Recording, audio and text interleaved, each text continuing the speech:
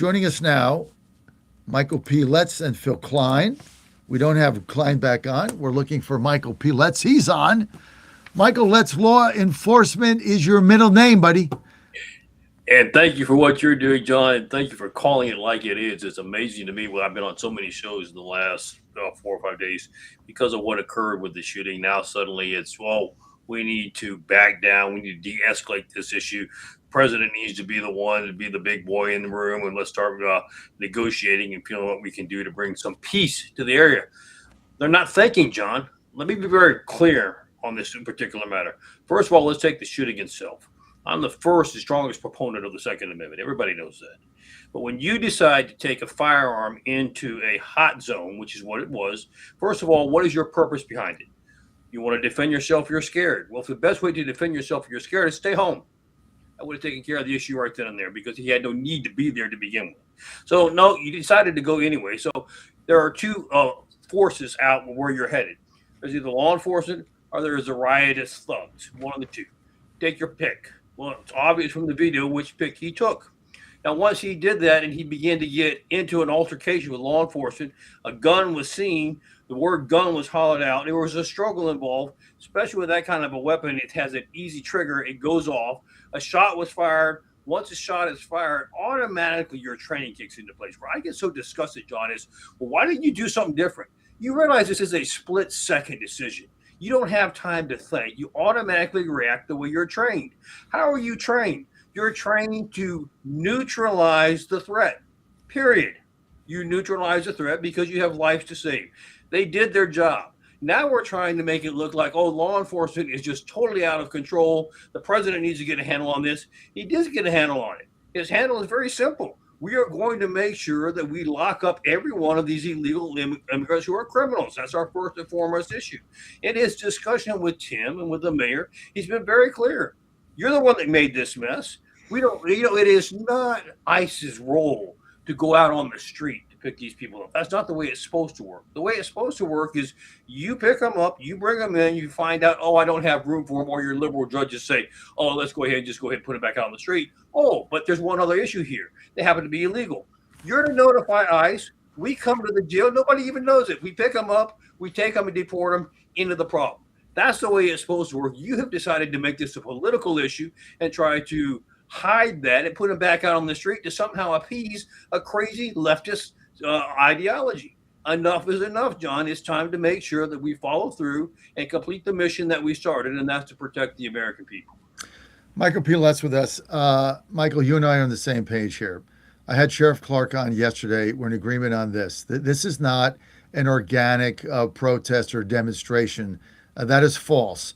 This is an organized, funded color revolution, a low-level insurrection whose aim is to topple the U.S. government. Right. We're not even calling this the real thing. This is why now they've got another No Kings rally coming out where they're trying to recruit more of their color revolution warriors. This guy, and I'm sorry he's dead. I really am. His father was right. His father said, hey, don't go. Correct. Don't go. If you're going, you know what my father told me? He was a blue-collar worker, union worker, punched a clock his whole life, came home all full of ink. He was a pressman. Nobody told me. He said, son, never look for trouble because if you do, it will find you. Correct. And this guy went there looking for trouble. Why do you have a gun loaded with 2 magazines in your holster? Also, law enforcement local in Minneapolis went to great lengths to say, he was a legal gun carrier. Yay. They also said, I believe, he had a concealed carry permit. Is that correct? That is correct. So let me just ask this question. This is the question I wanted to ask at the White House. If you have a concealed carry permit and you go to a hotbed, the purpose of the concealed carry permit is to conceal your weapon. Otherwise, why do you have it? You went through the training to get a concealed carry permit. If you say, well, in case something happens, I need it for defense. Well, then it's concealed. But yet you didn't conceal it. It was out in the open. Then law enforcement said, give us the gun. Then there was a struggle. Then the gun goes off and he's shot. Correct. What the hell did you think was going to happen? Why are you letting your gun be seen in that situation. If it was concealed, nobody knows he's got it. If it was for self-defense, then you could take it out when you were being shot at or something was going on. But he didn't conceal it. So, I mean, I look at this and I'm thinking, these people, and he was on, he's part of the Signal chat. This guy's got a long history. They wanted trouble. They got it. And now it's played into the communist hands because this is what they want. They want people to get shot. They want people to die. They want to have martyrs. They want to go on and say everything is out of control. And now they want to kick ICE out. And then you got do-nothings like Comer get on Barteroma Sunday on Fox News and say, well, why don't we put ICE where, we really want them, like where they're loved and stuff. I mean, why don't we put them in, like, I don't know, let's find a good spot, maybe, I don't know, maybe Virginia Beach. What the hell's he talking about? No, you're exactly right, John. And one of the things that really frustrated me is how they leave out crucial parts. He broke the law. You say, how did he break the law? The law is very simple. If you have a concealed permit and you are in the presence of law enforcement, you are required to, first of all, have your identification and your concealed permit with you. He had neither. He carried nothing with him. And then second of all, you were to tell law enforcement, I'm carrying. You automatically let them know, hands up so we know you're not trying to grab anything. I'm carrying. What do you want? I have the ability to do that. I have my permit. Let me show it to you. Then we go forward with the discussion from there. He chose not to do that. Why did he choose not to do that? Because he didn't want to obey the law. He specifically was trying to, as you put out, create problems. And they've got people that they've stirred up. They're trying to stir up the rest of the country to make it seem law enforcement are just nothing but thugs. And why is this so important? I find this interesting, John. We had no issue in Minnesota until suddenly we discovered all the fraud. Now suddenly we have riots and protesters coming out of the yin-yang. And why is that? Because of the Governor Walz and the mayor and the rest of them know what they have done. They know that they are guilty on these fraudulent matters. And so they quickly want to paint us as the bad guys to try to get us to be convinced that if you find something, you remember those are those crazy law enforcement people anyway, you can't believe what they say. So let's just go ahead and move on, maybe move our attention to something else and not worry about the fraud that's happened. Sorry, that's not how justice works. There's supposed to be equal justice for all. I don't care whether they're the governor, the mayor or not. We're going to get them. We're going to nail them for what they've done. Michael, we can't back down in Minneapolis. My position is very clear, and I think you agree with me. If it is perceived that you have backed down, or that there is some kind of I'm going to call it for what it is, a negotiated surrender. I'm not saying that's happening. Correct. But if that were to be the case, we're done. You will not be able to bring ICE anywhere, because you got to understand, this is not about Minneapolis. This is about the far left and the communists that want to topple the government. The main thing they need is for the 20 million illegals to stay here, because that is their vote base. That's their future. That is their army. They need them. Every time one gets deported, they go crazy, because that's one less voter, one less foot soldier they have, because that's why Biden let him in order to get complete power. So this is never going to go away. So if you cave, here's what happens. Then you say, well, let's bring them to Dallas. Let's bring them to pick a city, Los Angeles. Let's bring them to Chicago. Let's bring them to Richmond, right? Correct. Let's bring them any of those cities. Guess what happens? They motivate the flash mob. They pay them $600 a day. They go on Signal. They fly them to Richmond. Correct. There's another big protest for days, and they drive them out. And then, well, let's go to, I don't know, Richmond didn't work out for us. Let's go to Harrisburg. Then they fly them there. You'll never get ICE to do anything. It'll be over if they cave. Do you agree with my assessment on that? There's no question you're right there. In fact, it'll spread like wildfire. You know what a wildfire does. You think it's small and contained, and then you turn your back, and in a matter of seconds, you turn back around, and boom, it's all over the place. That's exactly what will happen. This will just engulf our country if we allow this to happen. And one of the things I'm mentioning to the White House, and we want to make sure that we stress, is what you said, John. Look, I don't care if the intentions are good or not. It's perception. Perception in politics, John, you and I know this better than anybody else. Perception is reality.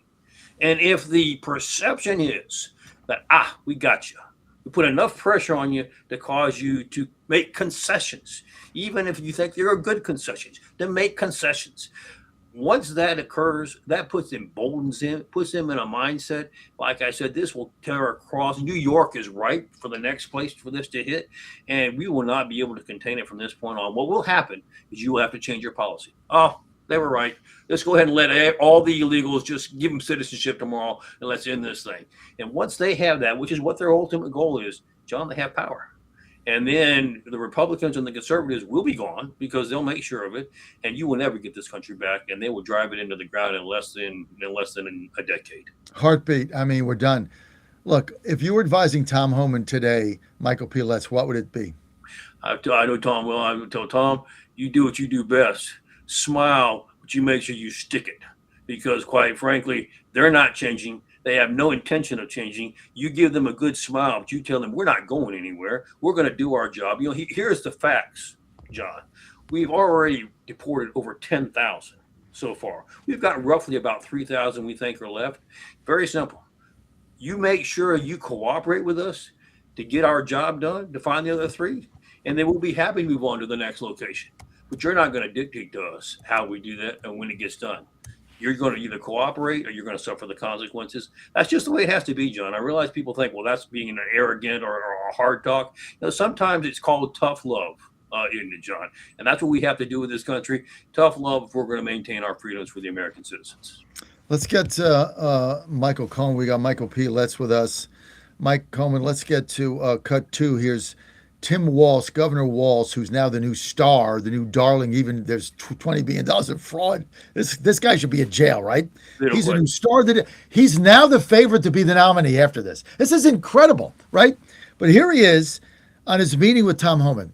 Mike, cut two. Roll it. Take a listen. Alex Purdy was killed. I appreciate you being here. I'm sorry to make you stand out in the cold, but I guess you're used to it. Minnesota. Yeah. First of all, the meeting with Tom Homan, how did that go? What are your thoughts on it? Well, Tom Homan's a professional, which is a lot more than Bovino and Kristi Noem. But look, I think the thing we said is we're very clear about this, that we need these folks out of Minnesota, and we need justice for Renee Good and for Alex, and those were things that we came with. I think the thing that I'm most concerned about is the tone was different. There was a tone shift. I wish it was because of the horrific, shooting that somebody saw some morality, but I think it's probably the press. But with that being said, I'm not interested in a more efficient metro surge. I'm ready for them to get out of here, and I think that's where Minnesotans are talking about. So it was progress. Look, I never got a call from Bovino or Noem. Never. Nothing. No, nothing. When they're coming here, and Tom Homan landed last night, and he called me last night and asked if he could have a meeting, and he was there at 9:00. So, look, I think that's progress, but they started this fire, so we're not giving anybody credit for putting it out. But right now, what we need is a return to normalcy by these ICE agents out of here. And you talked about this in all those meetings with the White House and with Tom Homan and his team. Nobody asked about Alex or his family, so I appreciate you bringing that up. This family going through the horror of losing their son, and then also to see him slandered like that, it's just not only slandered. I'm slandered by the top officials, yes, in the world, the the most powerful people in the world, and not taking it back. And look, for one whole day, certain news stations, that's all they were running, and that's one of the problems here. Look, Minnesota, they came here. We don't have near the undocumented folks that many other states do. Minnesota's a well-run state. Minnesota's a place where people get along. We welcome Minnesota's a well-run state. They got $20 billion in fraud. They got these you got your lieutenant governor basically encouraging this. You had a guy that went there. His father told him not to go. He said, don't go looking for trouble. He's got a gun. You got Renee Good trying to run over a cop. The hell are you talking about? You're a moron. All right, I got to get your comments, but I got to get to three here. Here's where he says, this guy is delusional. Here's where he says he's going to beat J.D. Vance. Go. Take a listen to three. Much better. Making the case that housing prices are up because of immigration and that we should build on federal lands. It was such a crazy thing. But then when I watched him, I got sucked into that. And if you remember, this was right in that moment of eating dogs and cats. I took that bait and thought that was the argument of how outrageous it was. That was not the argument. And he said that your cops are liars. He said that the ICE agents aren't. They all did. That's exactly right. That this is the problem with them. And well, the president said it, that we told them to stand down. Do you think they would do that? Do you think that police would not protect citizens, no matter if I'm like, oh, don't do this? But yes. Well, this is the whole paradox with these guys. This guy's a lying POS. Michael Letts, I want to get you the final word here. And now he thinks he's going to be president again. He's going to beat J.D. Vance, who eviscerated him in that debate. It was like a clown show going on there. But these protests, these are organized, lower-level insurrectionist color revolution whose goal is to topple the U.S. government. Why isn't anybody seeing that but us? I think that's the most frustrating thing is I'm not so sure we've done the best messaging, John. I'm just being very frank. We need to do better, the conservatives, to make sure we get this message out. The president needs to be pushing in harder as well. We don't need to be making sure that it looks like we're trying to compromise. The only thing we're going to compromise on is making sure America is safe, and we're not going to do that. We are not going to put the risk of our citizens at stake here. And I was shocked at Tim's last message. His cops would not stand down to protect citizens. You telling me ICE agents are not citizens? You're telling me that they would not immediately step forward to protect a brother who has a badge? I know them. And I know good and well that's exactly what they want to do. And I know good and well they have been ordered to stand down. You're a liar, Governor Walz. You have specifically told them we are not to assist or to help our fellow brothers-in-law in any form or capacity. I don't know how much more bolder you can get showing that this is a battle. This is a war. We are in a battle between good and evil. And quite frankly, they're on the evil side. And we need to make sure that we take care and bring justice back to this country for all Americans once again. All right, Mike, we're out of time. Michael P. Letts, people want to follow you. Where do they go? INVEST USA, investusa.org. Make sure you support our first responders. They need it now more than ever, John. We're in the epic struggle. Join the fight. Don't sit on the sidelines. Let's make sure we win this thing. I know we can. God bless, and God bless America.